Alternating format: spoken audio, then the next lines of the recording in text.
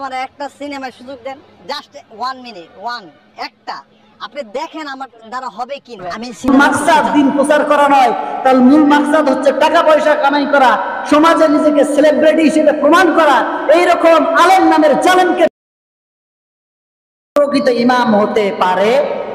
ইমামতি করা ফরজ নয়, হক কথা বলা ফরজ। আমি ইমামতি না করলে গুনাহ হবে না, কিন্তু হক কথা না বললে আল্লাহ তাআলা কাল কিয়ামতের দিন জাহান্নামের কাছে দিয়ে সে আলেমের, সে হাফেজের জিহ্বাকে কেটে দিবেন। কথা বলেন ঠিক কিনা?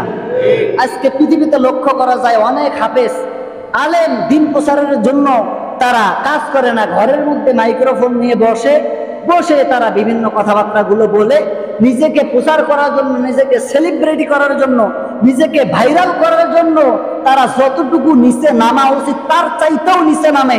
এরকম জানোয়ার নামে আলেম কিছু সমাজে তৈরি হয়েছে। কথা বলেন ঠিক কিনা? এরা আলেম নয়, এদেরকে বয়কট করা সময়ের দাবি। এদেরকে বয়কট না করলে মানুষ ইসলামকে তামাশার পাত্র মনে করবে। কথা বলেন ঠিক কিনা? একজন আলেম, ও বলে ওমর ফারুক আল আজমি, ও বলে ও নাকি দাওরা পাশ করেছে। ওই বেকুব ভাইরাল হওয়ার জন্য মানুষের সঙ্গে ফোনে আলাপ করেছে, দাড়িগুলো ছোট করে, চুলগুলো কেটে শার্ট প্যান্ট করেছে, চুলগুলো রঙিন করে ভেড়ার মতো চুল করেছে, বিভিন্ন জায়গায় ইন্টারভিউ দিচ্ছে। বলে যে আমি শাকিব খান হব। আগে আমি তাফসির অঙ্গনে ছিলাম, মাহফিল করতাম, আমার মাহফিলে অনেক মানুষ ছিল, হাজার মানুষ সালাম দিত, আমাকে হাদিয়ে দিত। এসব কথা বলে বিভিন্ন ইউটিউবারদেরকে নিয়ে এসে মানুষের সামনে কিছুদিন গেলে বলে যে ভাই আমার ভুল হয়েছে, আমাকে আল্লাহর রাস্তায় মাফ করে দেন।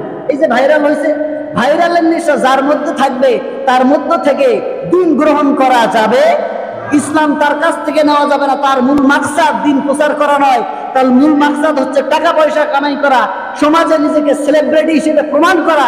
এইরকম আলেম নামের জালেমকে বয়কট করা আমাদের দায়িত্ব। কথা বলেন ঠিক কিনা?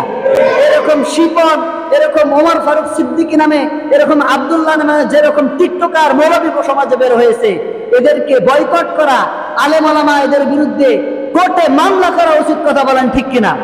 ইসলামটাকে তারা আজকে হাসি তামাশা খেলার তারা পাত্র বানিয়ে নিয়েছে। মানুষ হুজুর দেখলে আজকে হাসাহাসি করে। হুজুর দেখলে কেন মানুষ হাসাহাসি করবে? হুজুর দেখে তো মানুষ নিজের আমল আখলাককে পরিবর্তন করবে, এটাই হচ্ছে হুজুর। আর যার দেখে মানুষ হাসাহাসি করবে, ঠাট্টা করবে, বিদ্রুপ করবে, ইসলামকে গালি দিবে, বুঝতে হবে এটা হুজুর নয়, ওটা হুজুর নামে কলঙ্ক, ওটা খেজুর। কথা বলেন ঠিক কিনা? এরকম বেয়াদব মার্কা কাঠ মোল্লা থেকে আপনারা সাবধান হবেন, এদেরকে অ্যাভয়েড করে চলবেন। সম্মানিত হাজরিন, এই কথাটা আমি বলতাম না, প্রাসঙ্গিক কথায় উঠে এসেছে। তারা বলবে যে কলু বালা কদ জাআনা নাযীর। আপনারা কি বিরক্ত হচ্ছেন? কলু বালা কদ জাআনা নাযীর, তারা এসেছিল, সাক্ষীরা এসেছিল। আমরা বলেছিলাম সূরা এর মধ্যে আছে, মুলকের মধ্যে আছে, সূরা মুলক কিংবা সূরা নাবা, যাই হোক আমার স্মরণ নেই।